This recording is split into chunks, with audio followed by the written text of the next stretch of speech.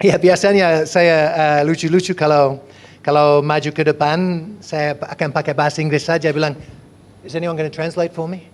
Lalu, tapi Pak Markus sudah sudah bocorkan dulu itu. Ya, nama saya Simon, saya berasal dari Selandia Baru. Ada yang tahu Selandia Baru? Puji Tuhan. Kami baru buat pelayanan di satu pemukiman, ada anak-anak yang miskin-miskin di situ. Dan saya bilang, saya orang Selandia Baru, tapi lama tinggal di Sulawesi. Dan lalu ada yang bertanya kepada mereka, Pak Simon berasal dari mana? Mereka bilang Sulawesi. Dan saya bilang, oke, boleh. Ya kan? Dan istri saya Ani, maaf saya tidak bisa bawa dia malam ini, dia orang Australia. Kami melayani di Indonesia sejak tahun 2006. 2006 di sini dan sejak tahun 2007 atau 2008 di Manado bersama keluarga Pak Michael. Lalu kami melayani lama di sana bersama-sama. Pak Michael ini dia buat pelayanan di negara tetangga, negara jiran di sana dan dia di sana 9 tahun membuka pelayanan di sana yang luar biasa dan berani dan banyak tenaga. Jadi ini satu orang yang saya kagumi. Jadi hormatilah dia sudah menuangkan hidupnya untuk Tuhan, bahkan menjadi besan saya.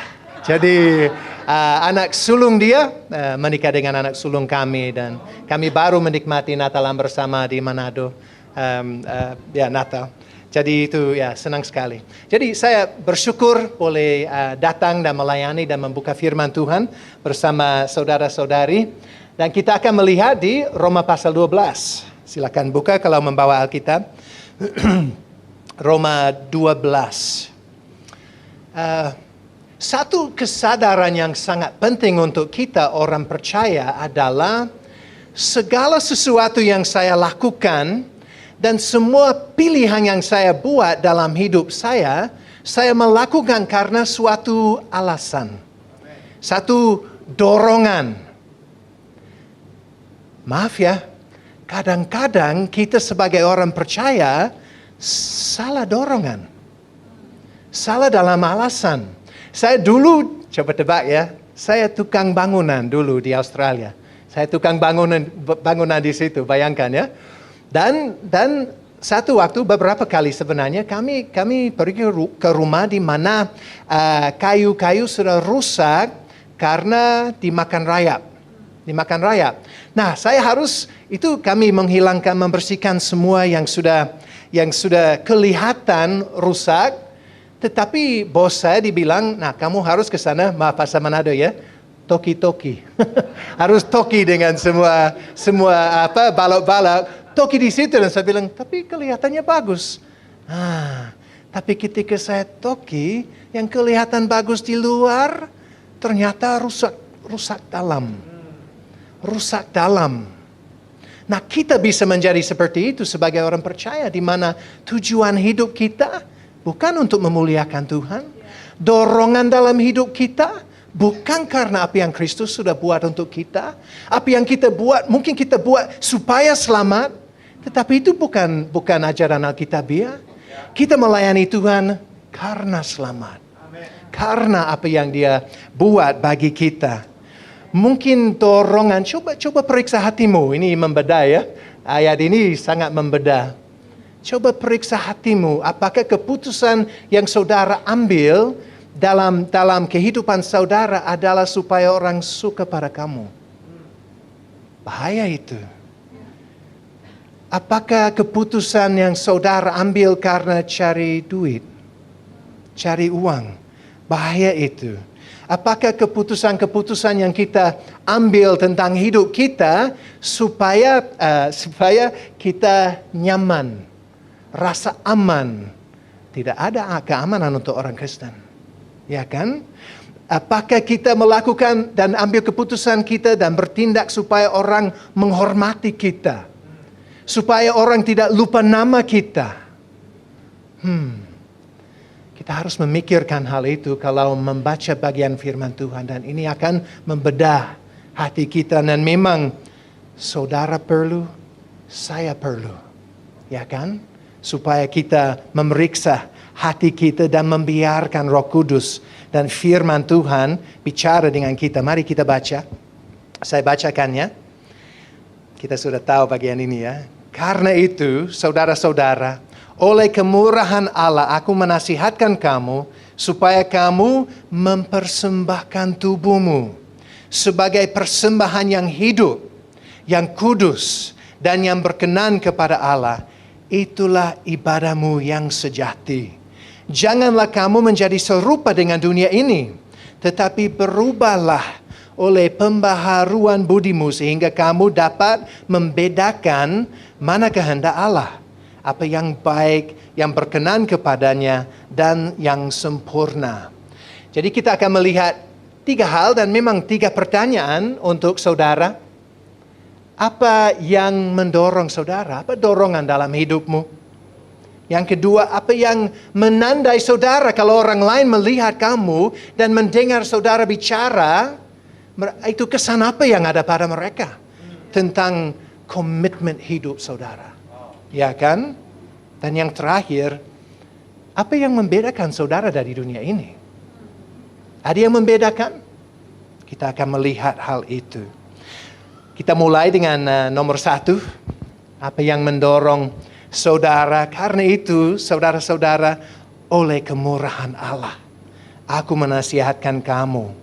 Ayat-ayat ini menjadi semacam lem. Karena dari pasal 1 sampai 11 dalam kitab Roma, Paulus bicara doktrin. Dia bicara doktrin, kebanyakan doktrin keselamatan yang kita lihat di situ. Lalu dari pasal 12 sampai 16, dia bicara respon kita kepada apa yang dia sudah buat. Sehingga kita hidup bagi Tuhan. Hidup menyenangkan dia. Hidup kudus di tengah-tengah dunia ini yang tercemar. Ya kan?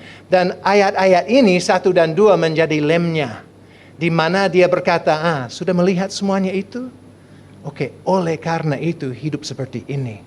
Dan ini yang mulai di sini. Jadi kalau kita melihat mulanya di situ, kita bisa melihat, kembali. Itu saya biasanya pelan, jadi maaf kalau kamu cepat ya. Oke. Karena itu saudara-saudara, oleh kemurahan Allah aku menasihatkan kamu. Ini dorongan penuh kasih. Paulus, dia menasihatkan mereka. Dia tidak begini ya. Dia bilang, dia merangkul mereka dan bilang, oleh karena itu, aku menasihatkan kamu dan oleh apa? Kemurahan Allah. Kemurahan Allah. Sebenarnya dalam bahasa asli, artinya adalah karena rahmat Allah. Karena belas kasihan Allah kepada saudara, saya mau menasihatkan saudara. Oleh karena itu. Yang sangat menarik juga dengan kata belas kasihan atau kemurahan itu bersifat jamak. Jadi tidak berbicarakan satu hal yang terjadi secara tuntas. Atau satu peristiwa yang kita alami. Itu banyak wujud dari kemurahan Allah yang dialami terus menerus. Jadi meresponi itu. Nah kalau kita lihat dalam konteks kitab Roma, kita bisa melihat hal itu diuraikan di situ. Arti dari belas kasihan ini adalah kebaikan kepada orang dalam kondisi malang. Kebaikan Tuhan kepada orang dalam kondisi malang. Ada orang malang di sini? Saya ada banyak teman orang malang dan mereka bosan dengan saya karena saya bilang, halo anak malang. Begitu. Tapi ini artinya. Nah kadang-kadang kita pikir kita datang kepada Tuhan dan kita dalam kondisi baik. Tidak. Baca firman Tuhan. Kita dalam kondisi malang. Perlu belas kasihan daripada dia. Kalau kita tidak sadar akan hal itu, kita tidak sadar akan belas kasihannya, anugerahnya kepada kita. Kalau kita tidak sadar bahwa kita orang yang sangat perlu. Ya kan? Jadi ini yang kita lihat dalam Roma, secara khusus dalam pasal 1 sampai 3 kita melihat kemalangan kita. Dalam pasal 1 kita melihat bahwa manusia secara umum menolak Allah. Menolak dia. Kita melihat semua yang dia buat dalam ciptaan di sekitar kita, dan kita tidak mau tahu. Walaupun kita lihat itu dan sadar bahwa adanya Allah. Adanya Allah yang maha kuasa. Adanya Allah yang maha pengasih. Dan kita berkata di dalam hati kita, tidak mau. Saya tidak mau. Saya tidak mau pikirkan itu. Saya mau cari ini, mau cari itu. Dan di situ kita melihat bahwa Allah mencurahkan murkanya kepada manusia. Karena itu. Dan itu sangat adil dia melakukan hal itu sebagai pencipta yang berhak di atas kita. Dia melakukan hal itu dan bentuknya adalah dia menyerahkan manusia kepada keinginan hati kita masing-masing. Sehingga ada apa? Banyak dosa, banyak ketidakadilan, banyak korupsi, banyak ketidakbaikan satu sama lain. Dan orang bilang, Tuhan tidak baik kalau semuanya ini. Oh, tunggu dulu, baca Alkitab. Ini sebenarnya penghakiman Allah dan dunia ini sekarang mencerminkan saya. Mencerminkan kita. Mencerminkan manusia kalau kita melakukan kesukaan kita. Apa yang kita mau. Jadi ini penting. Kita semua manusia seperti itu. Lalu kita juga bisa melihat dalam pasal 3 dengan sangat jelas bahwa kita orang berdosa yang tidak punya pengharapan. Tidak bisa pada dasarnya. Roma 3 ayat 10 sampai 12. Seperti ada tertulis, tidak ada yang benar. Seorang pun tidak. Angkat tangan kalau benar. Wah, sudah ya kalau percaya Kristus. Tapi pada diri kita, tidak. Tidak ada seorang pun yang berakal budi. Tidak ada seorang pun yang mencari Allah. Semua orang telah menyeleweng. Mereka semua tidak berguna. Tidak ada yang berbuat baik. Seorang pun tidak. Lalu kita, wah pusing ya. Bagaimana kita keluar dari masalah kita? Bagaimana jalan keluar daripada itu? Mungkin saya bisa berusaha untuk menyenangkan Tuhan. Saya akan serahkan hidup saya kepada Dia. Mungkin saya banyak menangis dan itu menolong. Coba lihat di ayat 20. Sebab tidak seorang pun yang dapat dibenarkan di hadapan Allah oleh karena melakukan hukum Taurat. Karena justru oleh hukum Taurat, orang mengenal dosa. Saya pikir saya mau menyenangkan Tuhan. Dan saya pikir, oke, saya akan baca firman-Nya. Tapi lihat firman itu, saya pikir, makin berdosa saya. Saya makin melihat dosa. Itu seperti melihat cermin. Bahaya. Itu Paulus dalam Efesus pasal 2 ayat 12 berkata, kita yang tidak percaya orang yang hidup tanpa harapan dan tanpa Allah di dunia ini. Malang kita. Itu kondisi kita. Nah, Allah adalah pencipta. Allah adalah Allah yang kudus. Allah murka kepada dosa. Jadi kita melihat kondisi yang malang begitu dan kita pikir, takut. Apa yang saya bisa buat? Memang tidak ada, sudah dilihat dalam ayat 20 itu. Tetapi kita melihat belas kasihan dan herannya melihat belas kasihan Tuhan di situ, di mana kita sebagai orang yang tidak layak. Dia bicarakan di ayat 21. Ayat berikut. Tetapi sekarang tanpa hukum Taurat, kebenaran Allah telah dinyatakan. Seperti yang disaksikan dalam kitab Taurat dan kitab-kitab para nabi. Yaitu kebenaran Allah karena iman dalam Yesus Kristus bagi semua orang yang percaya. Sebab tidak ada perbedaan. Karena semua orang telah berbuat dosa dan telah kehilangan kemuliaan Allah. Dan oleh kasih karunia telah dibenarkan dengan cuma-cuma. Dengan cuma-cuma. Karena penebusan dalam Kristus Yesus. Kristus Yesus telah ditentukan Allah menjadi jalan pendamaian karena iman dalam darahnya. Hal ini dibuatnya untuk menunjukkan keadilannya karena ia telah membiarkan dosa-dosa yang telah terjadi dahulu pada masa kesabarannya. Mau pikirkan belas kasihan? Itulah dia. Itulah dia. Kemalangan kita dan belas kasihan Allah yang sangat luar biasa.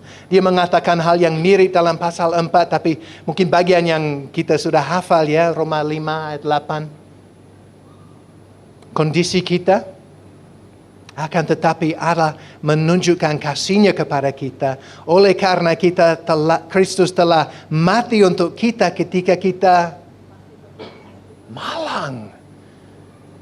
Ya. Pasal 8 menjadi semacam lagu pujian kepada Tuhan. Karena belas kasihannya. Saya tidak akan membacakan semuanya, tapi saya ringkas.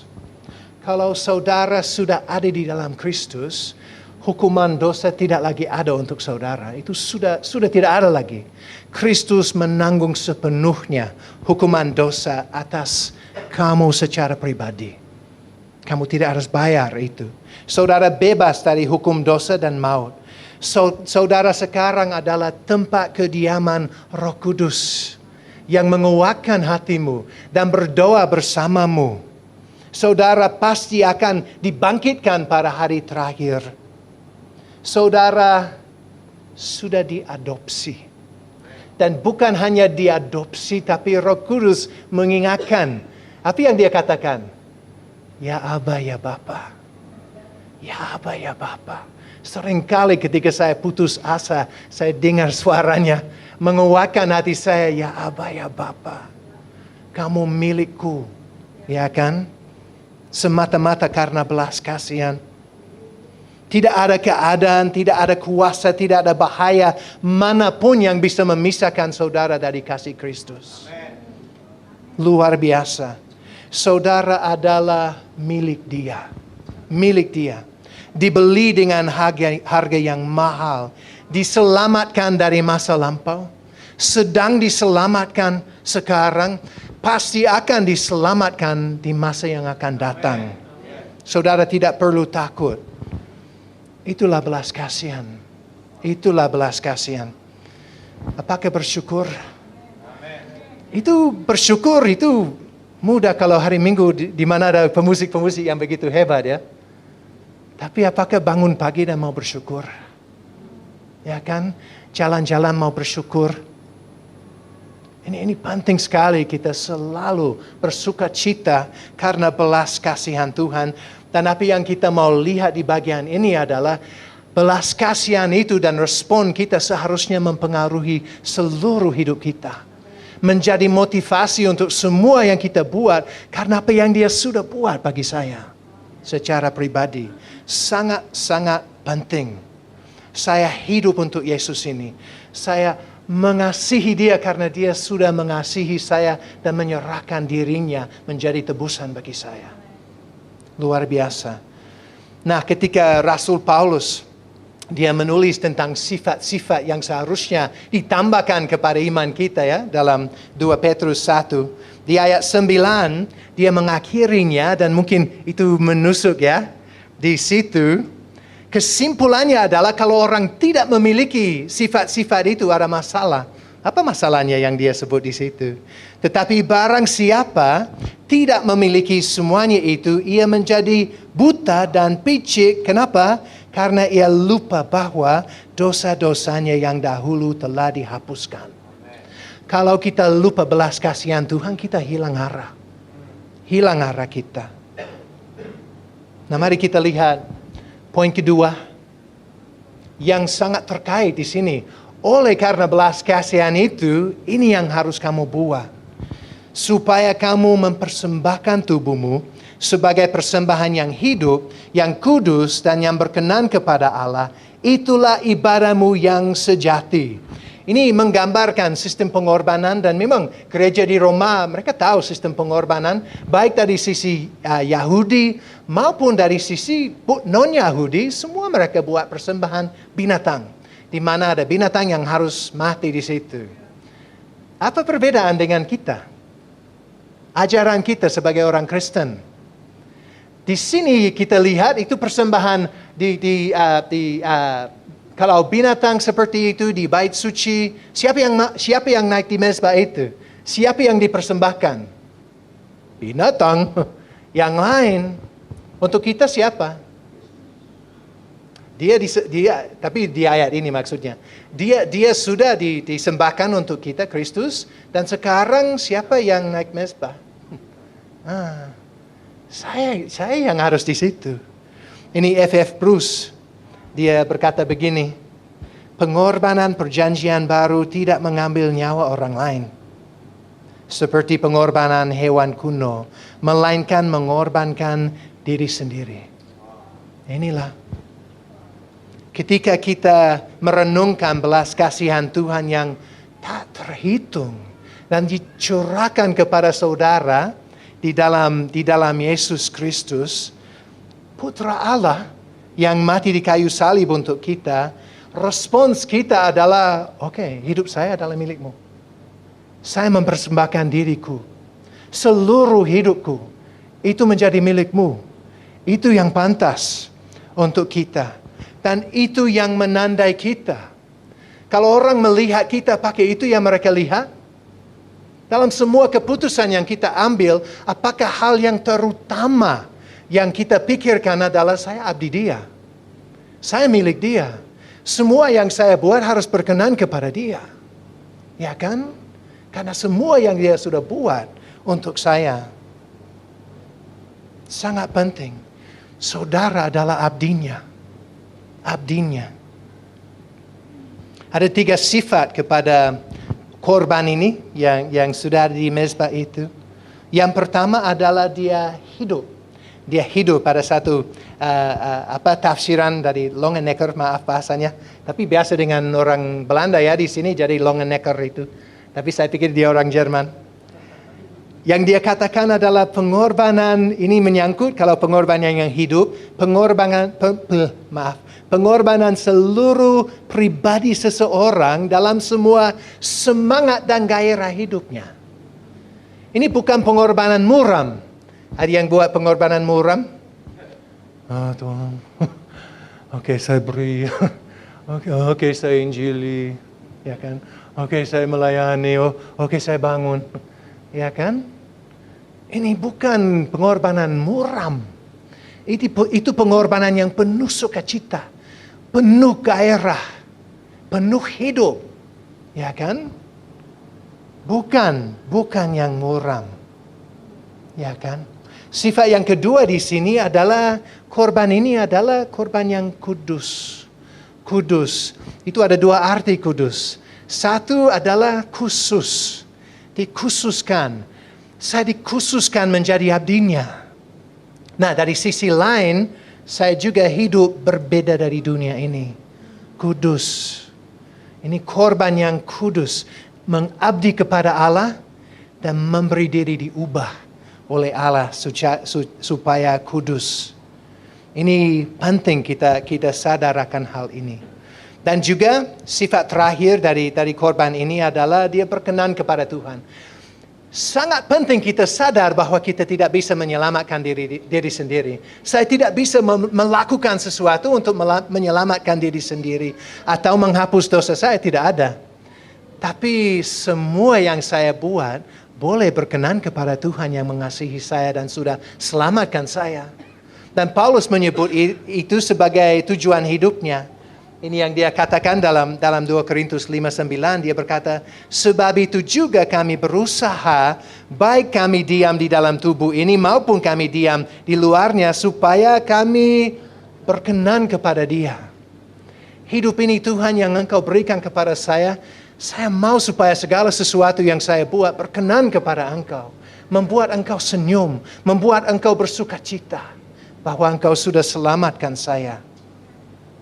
Jadi korban ini menyerahkan seluruh hidup kita. Itu mengakui bahwa kita adalah abdi Tuhan dan hidup berbeda. Dan itu juga menjadi tujuan utama dalam hidup kita untuk menyenangkan hati Tuhan. Nah, saya mau tanya, bukankah sikap itu masuk akal saja? Masuk akal ya? Ini yang ditulis di situ. Kita bisa lihat di situ, ini ibadahmu yang sejati. Kita melihat itu dalam TB, bisa lihat yang berikut. TL saya rasa mungkin lebih jelas dalam hal itu. Itu ibadatmu yang patut, yang masuk akal, yang pantas. Kalau Kristus mati untuk saya mau hidup untuk dia. Kalau dia menyerahkan hidup dia untuk saya mau menyerahkan hidup saya untuk dia. Ya kan? Masuk akal. Ya kan? Kalau seperti itu, pantas. Tapi dari sisi lain, dengar ya, maaf.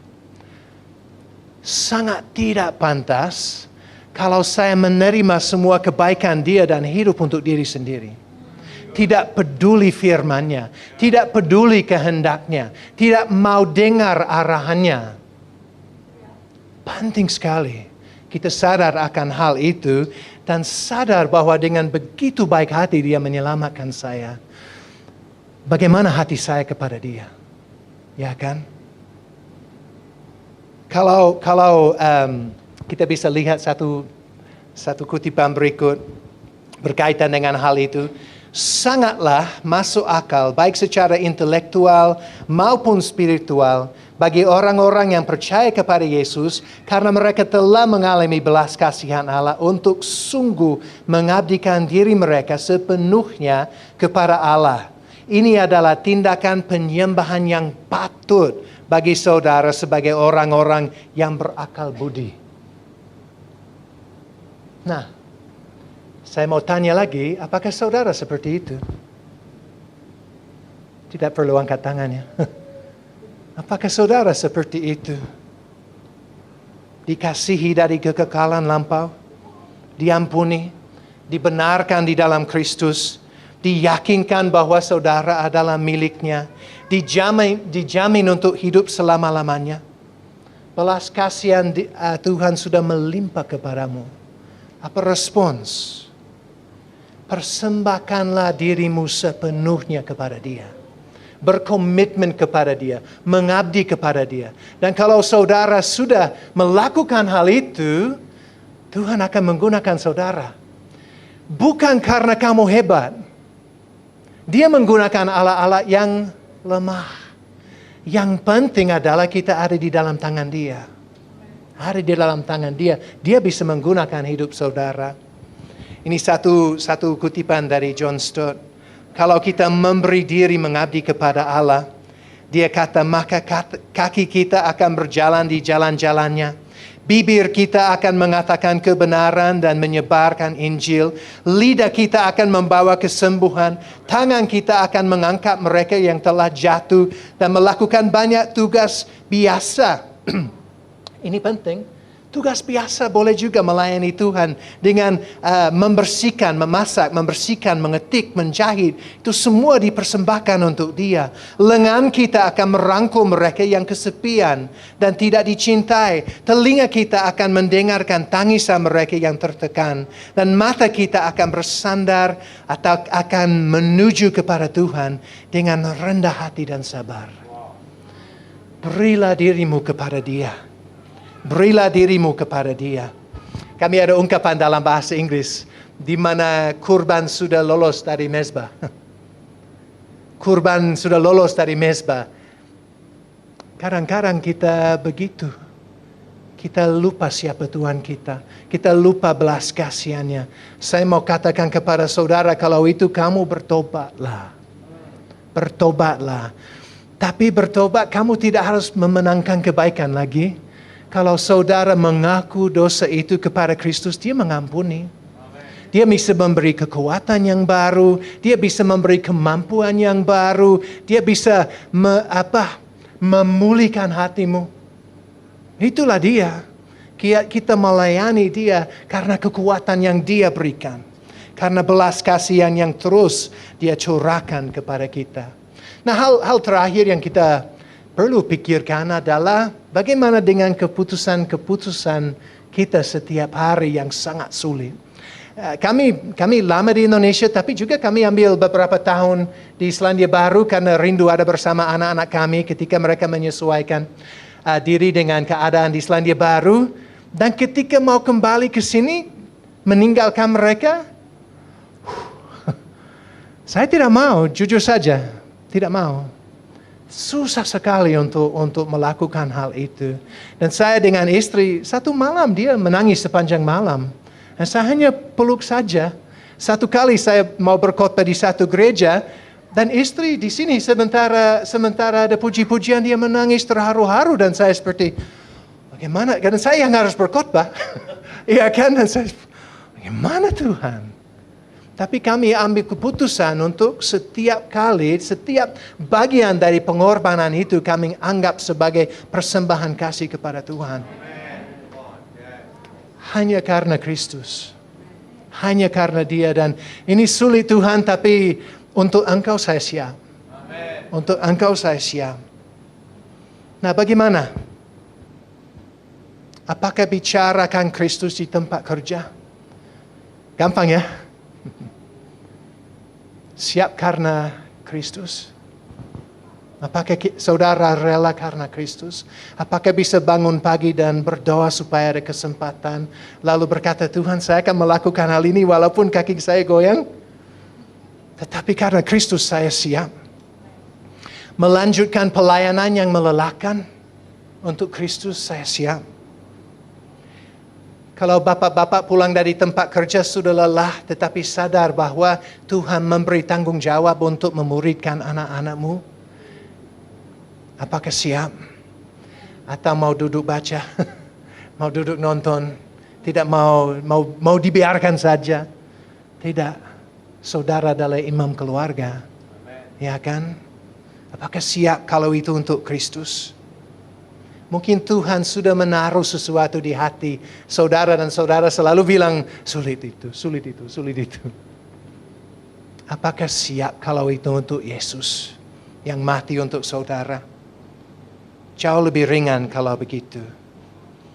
Nah, hal terakhir yang kita akan lihat adalah apa yang membedakan saudara.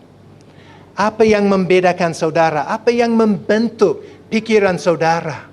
Apa yang membentuk tujuan hidup saudara? Sangat penting hal ini karena kita bisa keliru sekali dalam hal ini. Jadi sangat penting. Sangat penting. Saya rindu supaya hidup saya menyenangkan bagi Tuhan. Tapi kadang-kadang kita keliru dalam hal itu.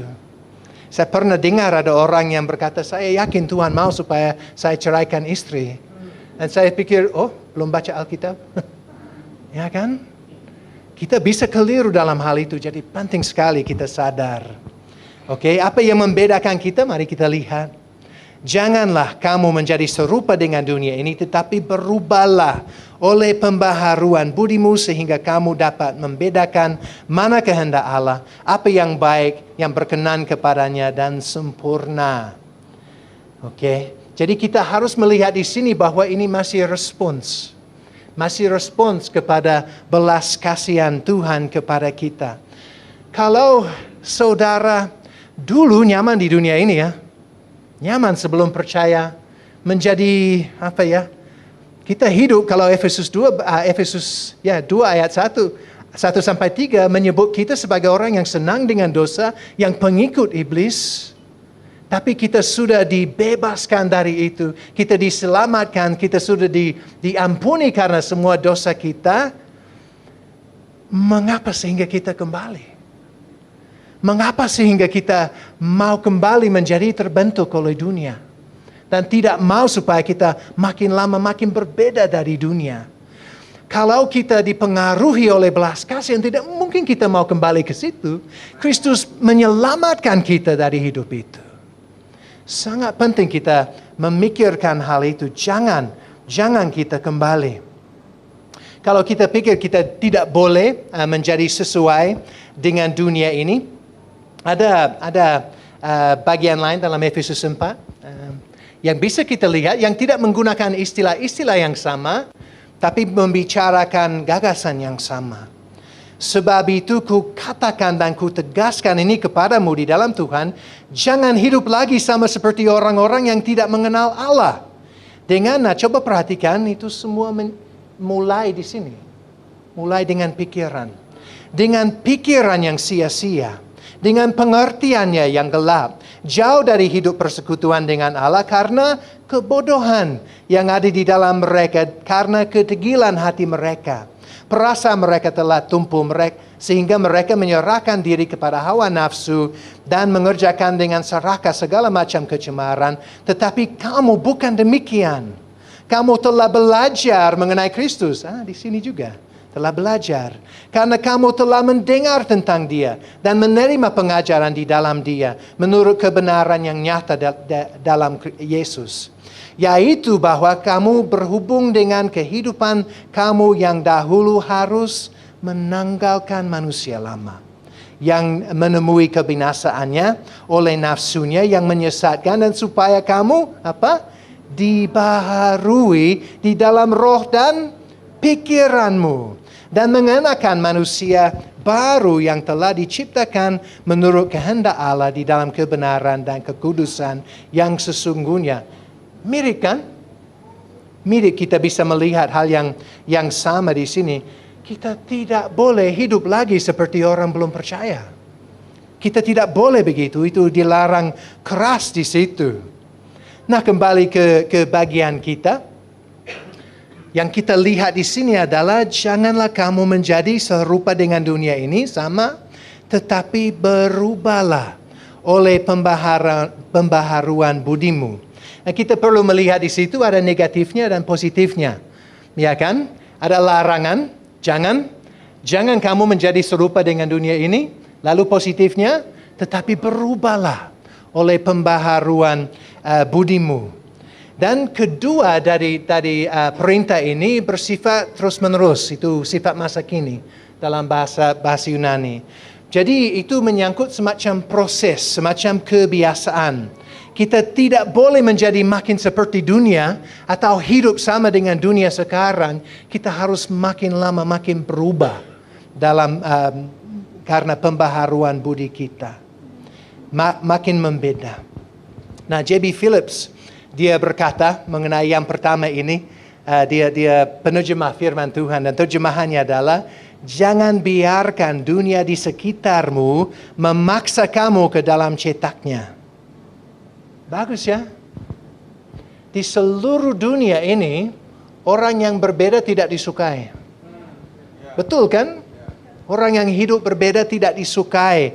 Sehingga kita sebagai orang percaya makin seperti itu. Mengapa? Karena orang-orang di dunia ini, apakah mereka suka dengan Yesus? Suka dengan firman-Nya? Jadi mulut kita kalau menjadi pemberita firman bagaimana? Sangat tidak suka kepada kita. Tindakan kita yang berkenan kepada Tuhan sebenarnya menusuk hati mereka. Membuat mereka tidak nyaman. Jadi mereka mau supaya kita menyesuaikan diri saja. Jangan berbeda. Berdiam diri. Jangan bicara.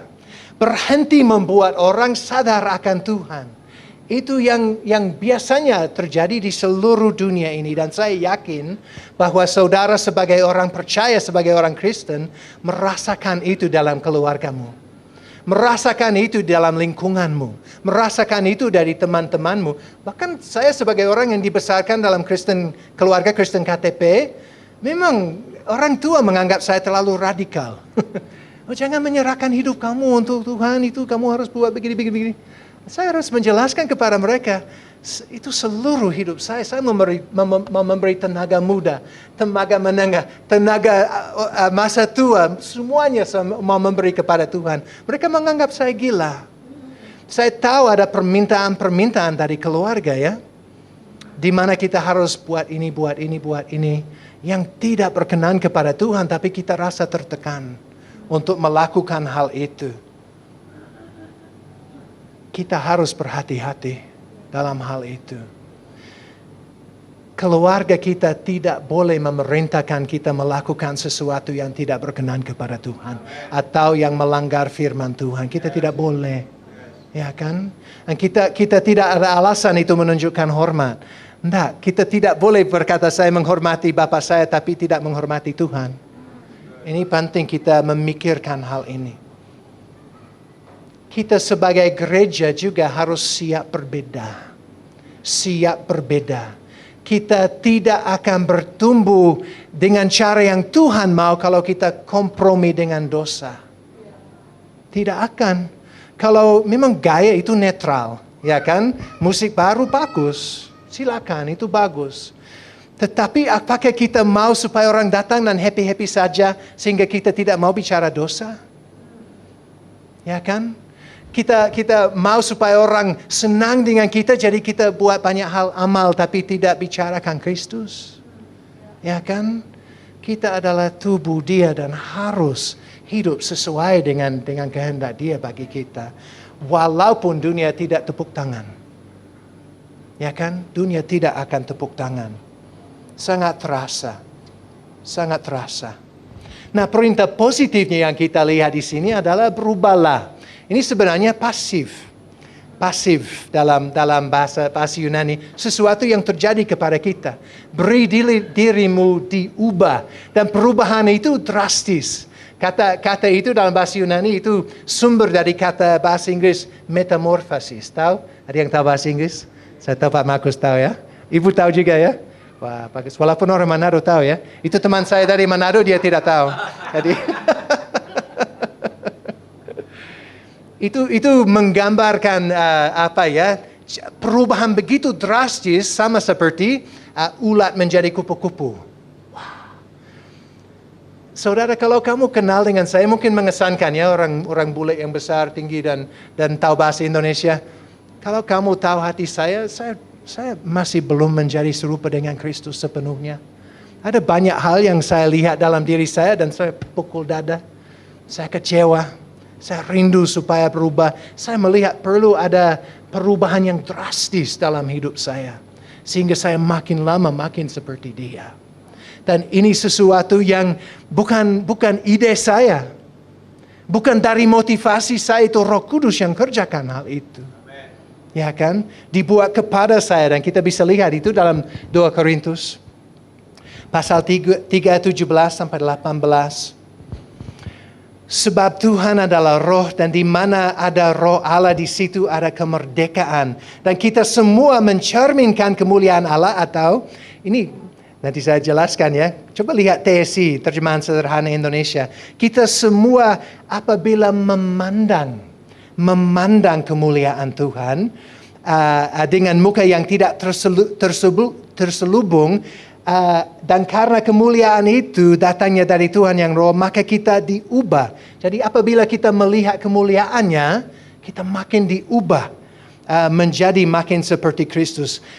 Maka kita diubah menjadi serupa dengan gambarnya dalam kemuliaan yang semakin besar, dan itu roh yang mengerjakan hal itu. Jadi kita boleh lihat di situ bahwa kita sudah diselamatkan. Dan kita boleh memandang Kristus dengan muka yang tidak terselubung. Dan apabila kita memandang Dia, Roh Kudus mengubahkan kita. Maaf, coba lihat kalau di versi bahasa Inggris bisa melihat itu lebih jelas hal itu. Tapi TSI, terjemahan sederhana Indonesia, melihat pentingnya kita memandang Kristus di dalamnya. Jadi Roh Kudus yang mengerjakan hal itu. Bagaimana supaya saya bisa memberi diri diubah? Ya kan? Supaya dia bebas melakukan hal itu. Supaya saya tidak, jangan. Seperti itu dengan Dia. Ada 3 hal yang saya sebut, pengkhotbah selalu suka angka 3 ya. Ada 3 poin, 3 hal. Yang pertama adalah kita tunduk kepada pekerjaan Roh Kudus di dalam kita, di mana Dia mau mengubahkan, menyucikan kita. Kita tunduk. Dan itu menyangkut 2 hal. Kepastian keselamatan dan juga perubahan yang Dia mau buat di dalam diri kita. Kalau saya tidak sadar bahwa saya anak Tuhan, saya tidak mau berubah. Kalau saya tidak sadar bahwa kedudukan saya sangat tinggi, saya tidak mau berubah. Saya tidak ada harapan, tidak ada kekuatan.